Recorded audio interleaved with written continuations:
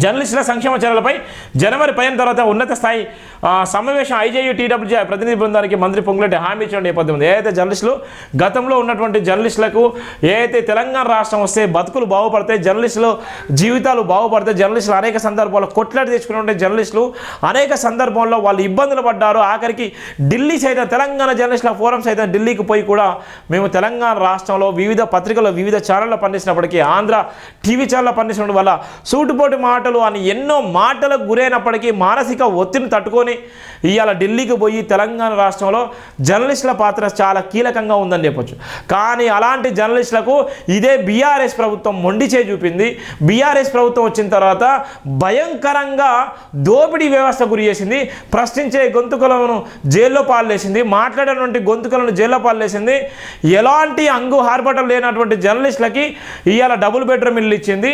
Double bedroom ఇళ్లతో పాటు form హౌస్లు కూడా కట్టించిన నేపథ్యం ఉంది. అంటే నిజమైన జర్నలిస్టులకి న్యాయం జరగలేదు. అందుకోసమే జర్నలిస్టుల సంక్షేమానికి ప్రభుత్వం అయితే కట్టుబడి ఉందని మంత్రి పొంగులేటి చెప్పినటువంటి వార్తను కూడా పలుచున్నారు.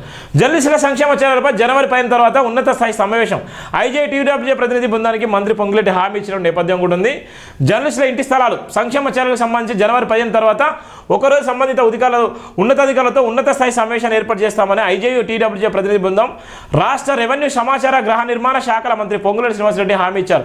గురువారం సాయంత్రం సచివాలయం మంత్రి చాంబర్లోని ఐజేయు అధ్యక్షులు కె శ్రీనివాసరెడ్డి, టీడబ్ల్యూజే రాష్ట్ర ప్రధాన కార్యదర్శి విరాహత్ హాలీలు నేతృత్వంలో ఐజేయు కార్యదర్శి వై నరేందర్ రెడ్డి, టీడబ్ల్యూజే ఉపాధ్యక్షుడు కె రామనారాయణతో కూడిన ప్రతినిధి బృందం భేటీ అయి జర్నలిస్టుల సంక్షేమ చర్యలపై చర్చింది. ఈ సందర్భంగా మంత్రి శ్రీనివాసరెడ్డి మాట్లాడుతూ జర్నలిస్ట్ ఇంటి స్థలాలకు సంబంధించి గత ప్రభుత్వాలు ఇప్పటివరకు జారీ చేసిన జీవోలు మెమోలను సేకరించాలని, అలాగే వాటి ద్వారా ఇచ్చిన స్థలాలు వివరాలు సారం చేయకుండా ఉన్న స్థలాల వివరాలు ఇక ముందు ఇవ్వడానికి అనువైన స్థలాలను నిర్దిష్టంగా పేర్కొంటూ నివేదికలు పంపించిన రాష్ట్రంలో 33 జిల్లాల కలెక్టర్లకు ఆదేశాలు జారీ చేసినట్లు ప్రతినిధి బృందానికి మంత్రి వెల్లడించారు. ఈ సందర్భంగా ఇళ్ల స్థలాల విషయమై జిల్లా కేంద్రాలు, మండల కేంద్రాలతో పాటు రాష్ట్ర రాజధాని హైదరాబాద్లోని కూడా గడిచిన 2 దశాబ్దాలు ఇంటి స్థలాలు ఇవ్వనందుకు జర్నలిస్టులు అధిక సంఖ్యలో ఉన్నారనే విషయం ప్రతినిధి బృందం మంత్రి దృష్టికి తీసుకెళ్లింది. వీటితో పాటు చాలా కాలంగా అపరిష్కృతంగా ఉన్న Jawaharlal Nehru journalist housing society విజయాన్ని ఐజేయు అధ్యక్షుడు కె శ్రీనివాసరెడ్డి ప్రస్తావించగా ఈ విషయం తన దృష్టికి వచ్చిందని ముఖ్యమంత్రి చర్చించి తప్పనిసరిగా పరిష్కారం చూపుతామని హామీ ఇచ్చారు.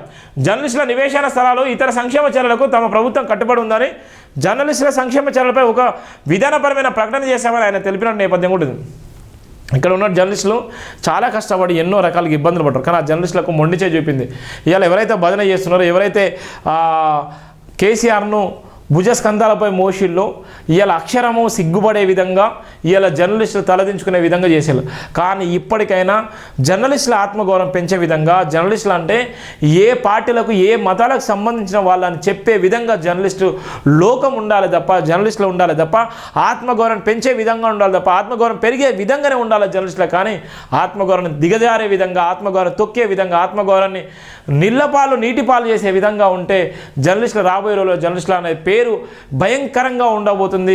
కరప్షన్ అంటే జర్నలిస్టులు అనే పేరు కూడా ఉండబోతుంది. అందుకోసమే ఏ పార్టీలకైనా ఎవరికైనా వత్తసి పలకకుండా ప్రజలకున్న ప్రభుత్వానికి వారధిగా ఉండేదే మీడియా ఛానళ్ళు, పత్రికా ఛానల్. కానీ ఆ పత్రికా ఛానళ్ళు, మీడియా ఛానళ్ళు ఆ విధంగా ఉంటేనే ప్రజలు గౌరవిస్తారు తప్ప, లేకపోతే సొంత స్వలాభం కోసము, సొంత లాభం కోసము, ఆర్థికంగా ఎదగడం కోసము, కోట్ల రూపాయలు సంపాదించడం కోసము అయితే జర్నలిజం విలువలు అది కరెక్టే కాదని కూడా జేబీఎన్ టీవీ స్పష్టంగా చెప్పేటువంటి నేపథ్యం కూడా ఉంది.